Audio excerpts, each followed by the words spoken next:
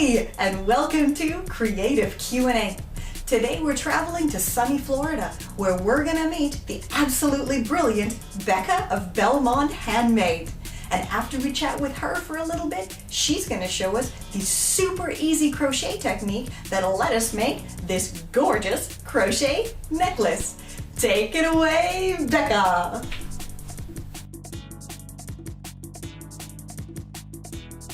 Okay, hi, I am Becca from Monde Handmade, which means beautiful world handmade in French, I guess, well, half French. And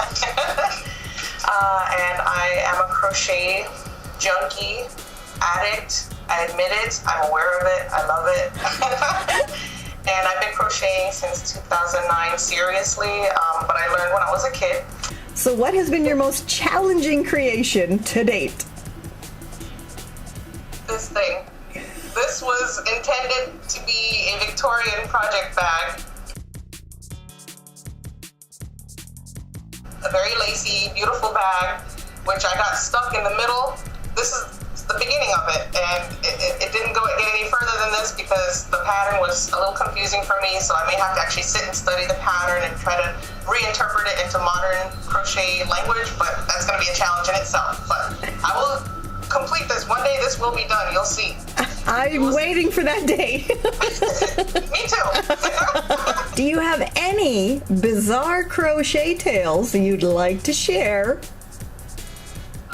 Not so much bizarre, but rather inspiring to me. I met a lady in the yarn aisle, which I always meet a lot of interesting people in the yarn aisle, which is a whole nother story in itself, but this lady told me that she used to be a costume designer for Cirque du Soleil, and she told me that she crocheted for them and she did lace or whatever. I don't know what exactly she did, but when she saw me buying all my yarn and all my thread, she was like, "You will make beautiful things," in her French accent. And I was like, "You, a costume designer, like now retired from Cirque du Soleil? Oh my gosh." Thank you so much, lady, because you just sprinkled fairy dust on me with that. And what does the future hold for Becca? Well, I have a website and a blog at Monde Handmade at WordPress, and I have a store in Store Envy where I sell my finished pieces, and I also make custom orders for people. So hopefully my future holds lots more crocheting and creating and designing, because while I do like working off of patterns, I also don't like working off of patterns. I like to make my own things, and this is going to be my weapon of choice to make all these things happen. I plan to use this lightsaber of mine and use the force of crochet to hopefully take over the crochet world. Or at least maybe not take over, but I want to be a part of it, you know, and I've met a lot of nice people through crocheting and crafting, period. So crafters are awesome. Okay, so to make your necklace, you need yarn, a hook, and to know how to make a basic chain stitch, which I'll also show you. Okay, to make a chain stitch, you just start with some wool, make a slip knot, put your hook through the knot, or through the loop, make it a little tighter, and wrap it around like this, and pull it through. And there's your chain stitch.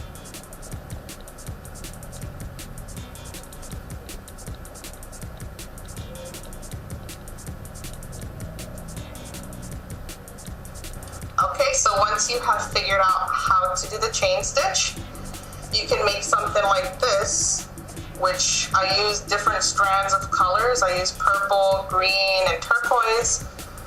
Yeah, 3 strands. And I used the same hook. This one is an 8mm hook. And you make this chain very, very long. This one goes about, maybe 12 feet long or so. Wow. Yeah, it's got some length to it. So sit there, turn on an episode of your favorite show or movie or music and get to chaining.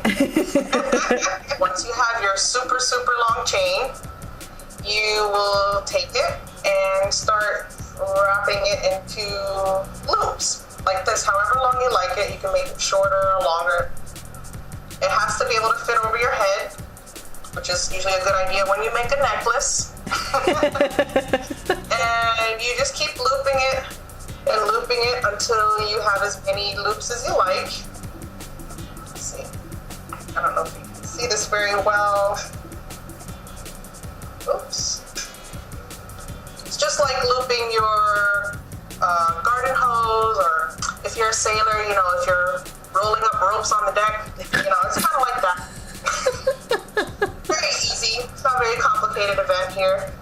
See, and then you've got several loops here already. And the longer your chain, obviously, the thicker the necklace will be. All right, so I've finished rolling up my loops here. And then the next step is to close up your necklace, right? So what I used, instead of using yarn, which a lot of people use, I got some of this leather thong right here. That's so cool. And I thought it looked a little bit cooler too. I did too. So, and you're gonna take a length, pull out quite a bit, be generous, and then you're just gonna wrap it around over and over and over and over again. Okay, so after many wraps and loops around, you should have something that looks like this, and I'm going to put those ends in, but it will look like this. And then you put it over your head like this, and you rock it. Or you put it to the side and show off that leather, and you do something like this. Fantastic, darling.